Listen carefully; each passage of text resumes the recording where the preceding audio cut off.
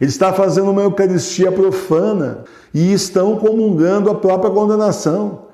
Ele está indo numa missa herética, mas pode ser pior ainda.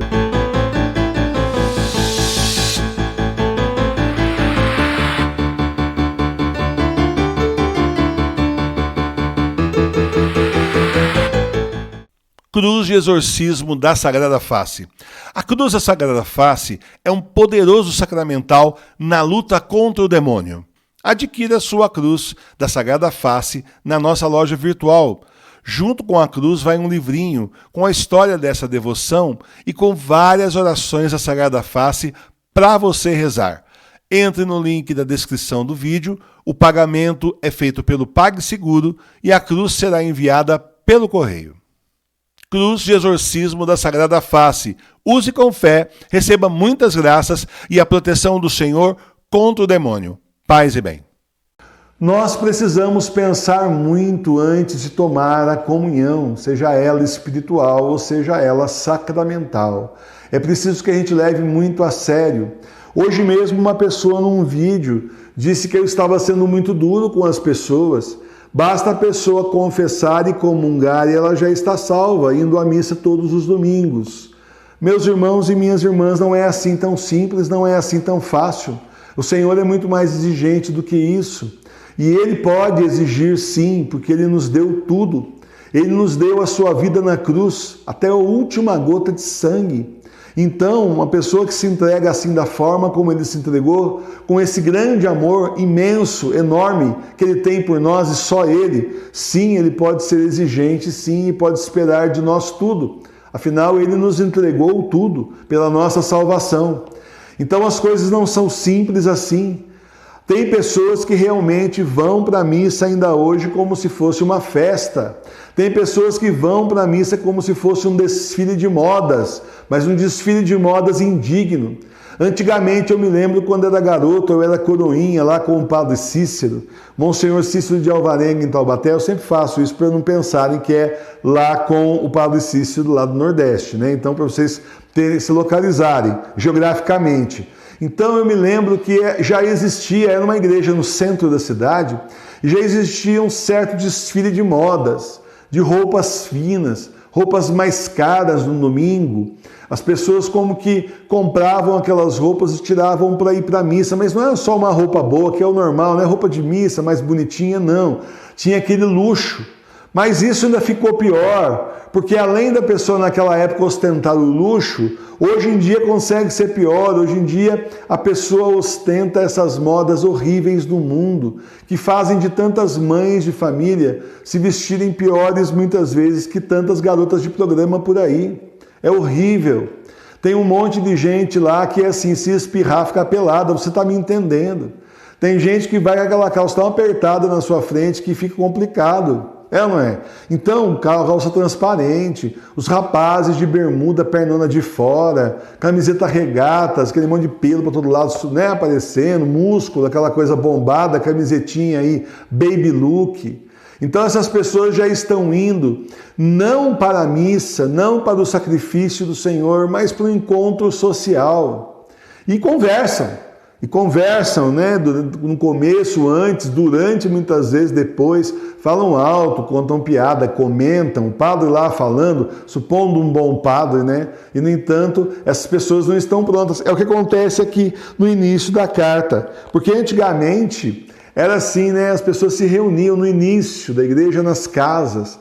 A igreja começou como igreja doméstica. A igreja começou nas casas e está terminando nas casas. Está terminando como começou. E as pessoas se reuniam então para fazer a ceia e adiantavam mesmo. Cada um levava um pouco. Só que aqui São Paulo já está chamando a atenção dos coríntios que o pessoal está indo lá, não por causa do Senhor, não por causa da Eucaristia, mas para se empanturrar de comida. A ponto de ter gente que come tanto que falta para os outros. Então, quer dizer, é bem o que ele fala, né? Porventura não tem de vossas casas para comer e beber? Não é essa a proposta. A proposta não é ir lá para encher a cara de comida e bebida. A proposta é se reunir para ouvir a palavra do Senhor e depois partilhar o pão e o vinho, repartir o pão e o vinho como o Senhor fez naquela noite de quinta-feira que nós estamos comemorando hoje, né? Então essa é a proposta, não se empanturrar. E hoje em dia as pessoas, claro, não vão lá para se empanturrar porque tudo foi mais resumido por uma questão de praticidade, só a hóstia. Mas veja a primeira parte do problema. Vão como quem vai para um encontro social por uma obrigação. Quando sai, fala, graças a Deus, terminou, eu cumpri minha obrigação de hoje. Horrível, né? Agora, o pior é a segunda parte. São as pessoas que vão comungar em pecado. Quem comunga em pecado, comunga a própria condenação. Isso é dito por São Paulo aqui nessa passagem. A pessoa está indo indignamente comer o pão ou beber o cálice do Senhor. Ele será réu do corpo e sangue do Senhor. E agora então, em que eu posso pensar? O que me vem à mente nessa hora, a não ser essas pessoas que estão indo ainda na falsa igreja e estão comungando a própria condenação.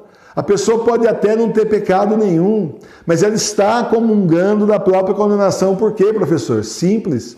Ela está indo numa missa herética, numa missa que está em comunhão com o Papa Bergoglio, que o padre está em comunhão com o Papa Bergoglio, que é herege cismático. Esse padre também é herege cismático. Por consequência, ele não está agradando ao Senhor, ele está ofendendo ao Senhor. Ele está fazendo uma Eucaristia profana. Então, ele não devia nem estar celebrando, porque em ele sendo herege, ele está excomungado automaticamente da igreja, ele não podia nem estar lá no altar. Muito menos nós assistindo à missa dele, dessa igreja que é consagrada a Pachamama. Então a pessoa que vai lá numa situação dessa, vai para comungar a própria condenação, mas pode ser pior ainda, porque tem muito padre por aí que a ordenação deles é inválida.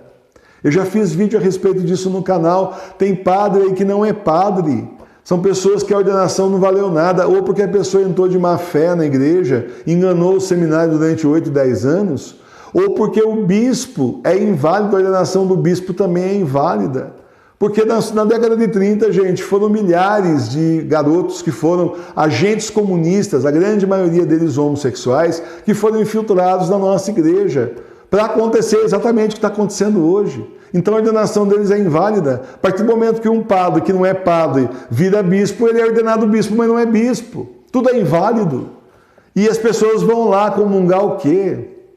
Então, é uma situação muito triste, é uma situação muito difícil, mas isso foi previsto em várias profecias por vários santos e santas. Então, nós, em nenhuma das hipóteses, estamos podendo ir numa igreja onde o padre não estiver com o Papa Bento XVI. Se não tiver com o Papa Bento XVI, já não dá para estar na missa com ele.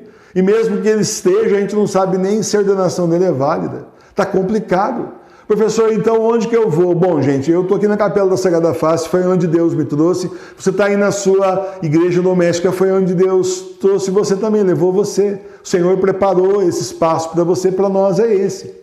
E eu estou muito feliz aqui porque eu sei que o Senhor está aqui. Não sei se dá para ver, não precisa levantar a câmera, mas nós temos uma luz vermelha aqui porque mostra que é justamente a presença do Senhor. Certo? Então, vamos levar a sério a questão da nossa comunhão, inclusive a comunhão espiritual. Por isso que sempre, antes da gente fazer a comunhão espiritual, a gente faz toda essa parte de introdução, faz toda a parte litúrgica, né? Estuda a liturgia da palavra e tudo mais, mas no mínimo está na sua casa. Puxa, eu queria fazer a comunhão espiritual, estou assim sentindo falta, necessidade do Senhor, faça pelo menos o ato penitencial antes. Para que você poder, então, pedir perdão ao Senhor dos seus pecados e recebê-lo com dignidade. Indignamente você só comunga o quê? A sua condenação. Não faça isso. Vai comungar a condenação é pior do que não comungar nada. E hoje, nós já fizemos a nossa confissão lá atrás, o Senhor vê o seu coração. Então você vai comungar com a gente espiritualmente, o Senhor virá até você. Ele conhece seus pecados e conhece o arrependimento. Já fizemos aqui o ato penitencial e tudo mais, né? E você vai comungar então dignamente, espiritualmente, justamente, tomando a comunhão do próprio Jesus, que é quem nos dá a comunhão espiritual. Assim seja. Amém.